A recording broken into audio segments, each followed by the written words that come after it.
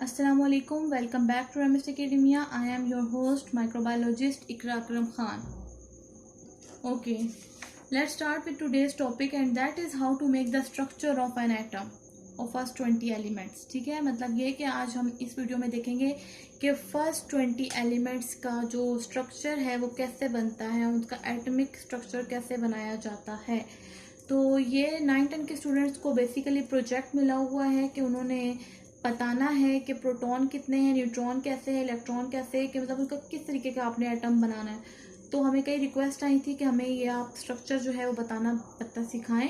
तो उसके लिए मैं आपको बताना चाहूँगी कि आपको कोई भी प्रोजेक्ट मिले या वट एवर आपको कोई भी असाइनमेंट मिले, तो आप लोगों ने उस असाइनमेंट में सबसे पहले फर्स्ट पेज पे ये मेंशन करना होता है नेम। फॉर एग्जांपल कि मेरा नाम है इकरा अकरम, तो मैं यहाँ लिख दूंगी इकरा अकरम। क्लास आपका ग्रेड कुछ भी हो, 7, 8, 9, 10। सब्जेक्ट अगर आपका जनरल साइंस है या केमिस्ट्री, क्योंकि हम एटम से रेलिवेंट चीज़ें केमिस्ट्री में पढ़ते हैं या जनरल साइंस में पढ़ते हैं ग्रेड 7, 8 पे। और टॉपिक आपका ये है कि how to make structure of an atom, तो आप लोगों ने यहाँ पर वो टॉपिक का नेम मेंशन कर देना है एंड सबमिटेड टू, जो भी आपकी टीचर का नेम होगा आपने यहाँ पे लिखना है submitted to this teacher. Due date आपके पास कुछ भी आ जाए, जैसे अब आज 6 जून है, अगर आपने 7 जून को सबमिट करवाना है तो you should mention here the submitted date या ड्यू डेट। ठीक है, okay, let's start with today's topic, that is the structure of an atom. Before starting our lecture मैं आपको बेसिक चीज़ें बता दूं कि हमने पढ़ा था कि एटम जो है वो ग्रीक वर्ड है, made up of 2 words, A and term. A means not and term means cut, indivisible होता है। इसको देखने के लिए इलेक्ट्रॉन माइक्रोस्कोप की ज़रूरत पड़ती है।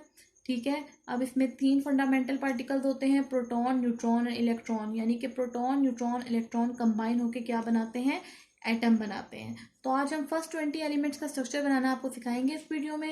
आप लोगों ने अपने साथ कॉपी और पेंसिल रख लेनी है और साथ साथ मतलब जो मैं आपको स्टेप बताऊंगी उसी तरीके से आपने भी बनाते जाना है और एक एक पॉइंट को नोट करना है, ताकि जब आप बाद में इसको दोबारा देखें अपना लिखा हुआ तो आपको हर पॉइंट क्लियर हो। और अगर आपको कोई क्वेश्चन ना समझ आ रहा हो कि आपने यहाँ पर किस तरीके से स्ट्रक्चर ड्रॉ करना है, तो आप उसके लिए हमें कमेंट कर सकते हैं। Let's start with elements. कि आपके पास सबसे पहले जो आ रहे हैं एलिमेंट्स, मैंने एक कॉलम बना लिया, आप भी ऐसे ही बनाइएगा कि आपने एक एलिमेंट बना लिया, उसमें फर्स्ट 20 एलिमेंट्स के नाम लिख दिए। Then you should write the symbols. Symbols mean short form, short form यानी कि एब्रीविएशन, कि हम उसको किस तरीके से याद कर सकते हैं। तो hydrogen stands for H, helium He, lithium Li, beryllium Be, boron B, carbon C, nitrogen N। ठीक है, इसी तरह फर्दर आगे जो है वो चलते जाएंगे। अब P फॉर होता है proton, N for neutron and E for electron. ठीक है, अब उन्होंने इसके सारे स्ट्रक्चर आपको बताए हुए जो कि पीरियोडिक टेबल में गिवन होते हैं, जहां इन एलिमेंट्स की अरेंजमेंट की जाती है। अगर आप पिछली वीडियो को देखें और उसके बाद आज वाली वीडियो देखें तो आप लोगों को हर पॉइंट क्लियर हो जाएगा कि what is the proton, neutron, electron, what ever. ठीक है, तो मैं अब आपको बताती हूँ इस वीडियो में कि सबसे पहले एटॉमिक स्ट्रक्चर हम बनाते कैसे। कोई भी आपके पास जो भी एटॉमिक स्ट्रक्चर बनेगा उसके लिए मैंने आपको बताया कि यहाँ पर आपके पास 3 बेसिक पार्टिकल्स होते हैं। ठीक है, एटॉमिक स्ट्रक्चर में कौन कौन से बेसिक पार्टिकल हैं? 3, प्रोटॉन, न्यूट्रॉन एंड इलेक्ट्रॉन। ठीक है, proton, neutron, last one is electron. These are the basic particle. Proton पे चार्ज होता है पॉजिटिव, इलेक्ट्रॉन पे चार्ज होता है नेगेटिव और न्यूट्रॉन पे कोई चार्ज नहीं होता, नो चार्ज। ठीक है, अब एटम के स्ट्रक्चर में क्या होता है कि प्रोटॉन और न्यूट्रॉन ये दोनों जो पाए जाते हैं ये होते हैं in the centre of atom, और उसको हम कहते हैं न्यूक्लियस। ठीक है, क्योंकि दोनों न्यूक्लियस में पाए जाते हैं इसलिए हम इन्हें कहते हैं कोलेक्टिवली न्यूक्लियॉन्स। ठीक है, और जो रह के इलेक्ट्रॉन ये स्पेशल ऑर्बिट्स में मूव करवाते हैं, उन ऑर्बिट्स को कहा जाता है शेल। ठीक है, तो आपके पास जो इलेक्ट्रॉन्स आ गए वो उन स्पेशल ऑर्बिट से मूव करते हैं, वो होते हैं शेल। आप देखें कि आप लोगों ने बात की है कि किस तरीके से इन इलेक्ट्रॉन्स, अब देखें आपके पास जो एलिमेंट्स हैं वो तो है 118। ठीक है, मतलब 98 हैं वो नेचुरली तौर पर एग्जिस्ट कर रहे हैं और बाकी आर्टिफिशियली मैन मेड है। ठीक है, तो अब देखिए, आप 118 एलिमेंट्स हैं तो ऑब्वियसली 118 इलेक्ट्रॉन्स भी होंगे। आप उन सारे इलेक्ट्रॉन्स को एक ही उसमें तो नहीं रख सकते, ठीक है, शेल में। तो अब हमने क्या करना है, इस बेसिस पे कि इलेक्ट्रॉन को हमने किस तरीके से शेल में डिवाइड करना है, तो हम उनको रख देते हैं 4 शेल्स में। इलेक्ट्रॉन्स के पास हम आपके पास कितने शेल्स आ गए हैं, जो आपके सिलेबस में बेसिकली 4 हैं, वैसे तो और भी ज़्यादा होते हैं, लेकिन इलेक्ट्रॉन्स को प्लेस करने के लिए आपकी जो शेल की कैपेसिटी है वो कितनी होनी चाहिए। तो आपके पास 4 शेल होते हैं KLMN, जिनको आप बेसिकली यूज कर रहे हैं, ठीक है। अब देखें आप के के पास, के को फर्स्ट कहते हैं, फर्स्ट शेल, एल को कहते हैं सेकेंड शेल, एम को कहते हैं थर्ड शेल और एन को कहते हैं फोर्थ शेल, ठीक है। और के में ज़्यादा से ज़्यादा इलेक्ट्रॉन आ सकते हैं 2, एल में आ सकते हैं 8, एम में 18 और एन में 32 इलेक्ट्रॉन्स जो हैं वो आ सकते हैं, ठीक। अब हम स्टार्ट करते हैं कि आपके पास किस तरीके से इन इलेक्ट्रॉन्स को रखा जाता है। क्योंकि मैंने अब आपको बताया था सबसे पहला एलिमेंट होता है हाइड्रोजन, सही। तो अब हाइड्रोजन जो आपके पास आ रहा है, आप अगर आपने हाइड्रोजन का स्ट्रक्चर बनाना है तो आप सबसे पहले उससे रिलेटेड इंफॉर्मेशन कलेक्ट कर लें, ठीक है। हाइड्रोजन का प्रोटॉन नंबर, जैसे कि मैंने आपको अभी 2 मिनट पहले बताया था कि ये होता है प्रोटॉन क्या है, न्यूट्रॉन क्या है, इलेक्ट्रॉन क्या है। तो आप पीरियोडिक टेबल देखते हुए या फिर आप ऐसे ही फ्लो चार्ट बना लो और फिर उसके अकॉर्डिंग आप यहाँ पर लिख लो कि प्रोटॉन 1 है, न्यूट्रॉन 0 है और इलेक्ट्रॉन आपके पास 1 है, ठीक। तो अब आप देखें कि मैंने आपको बताया था कि न्यूक्लियस में प्रोटॉन और न्यूट्रॉन होते हैं, तो आप लिखो P1N0 और इलेक्ट्रॉन इसकी साइड पे मूव करवाना है, एक ही इलेक्ट्रॉन आ रहा है तो आप यहाँ पर एक इलेक्ट्रॉन बना दोगे, ठीक है।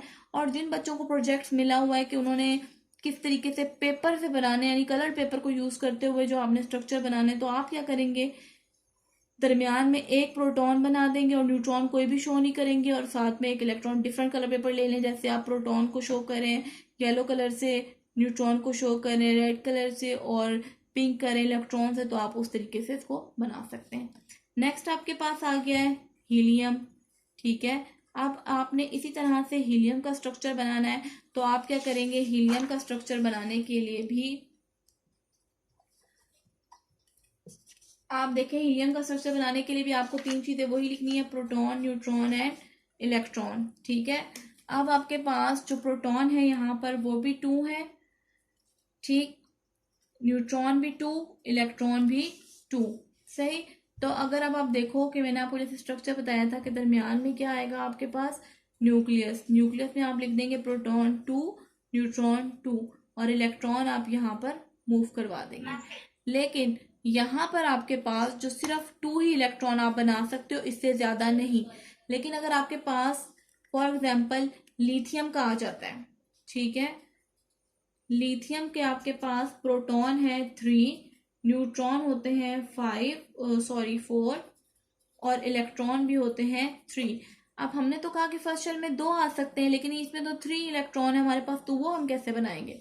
इसके लिए आप क्या करोगे, सबसे पहले स्ट्रक्चर यहाँ पे लिख लो, प्रोटॉन 3, न्यूट्रॉन 4। अब इलेक्ट्रॉन आपने बनाने हैं तो पहले शेल में 2 आ गए।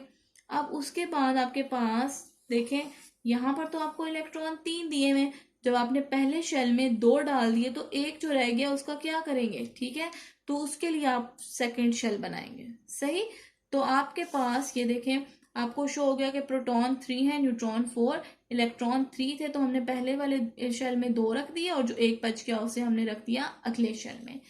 बताती चलूँ, आपको याद करवाती चलूँ कि आपके पास एटॉमिक नंबर जो होता है वो होता है प्रोटॉन नंबर, और अगर आपके पास यहाँ पर प्रोटॉन 3 है तो इट्स मीन के लिथियम का एटॉमिक नंबर 3 है, ठीक है। और इसी तरह अगर इसका मास नंबर हमने देखना है तो मास नंबर होता है प्रोटॉन प्लस न्यूट्रॉन, तो आपके पास 3 और 4 यानी कि 3 + 4 = 7। तो आपके पास जो 3 और 7 है ये बता रहा है उसका एटॉमिक नंबर क्या है और मास नंबर क्या है, ठीक है। अब हमको मैं अगले स्ट्रक्चर्स दिखा देती हूँ कि देखें कि आपके पास बेरिलियम का क्या है। सबसे पहले कि आपने देखना है बेरिलियम, आपके पास बेरिलियम के जो प्रोटॉन नंबर है वो 4 है, नाइट्रोजन न्यूट्रॉन नंबर 5 है और इलेक्ट्रॉन नंबर भी 4 है।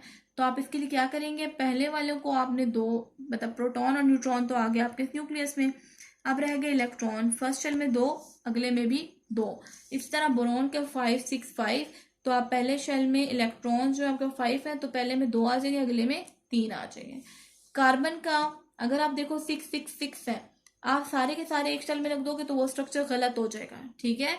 तो आपने इसी तरह ध्यान से बनाना है कि पहले वाले में 2 और अगले वाले में जो रिमेनिंग आ जाएंगे वो, ठीक है। और अगर 8 से ज्यादा हो जाते हैं तो फिर आप थर्ड शेल बनाएंगे।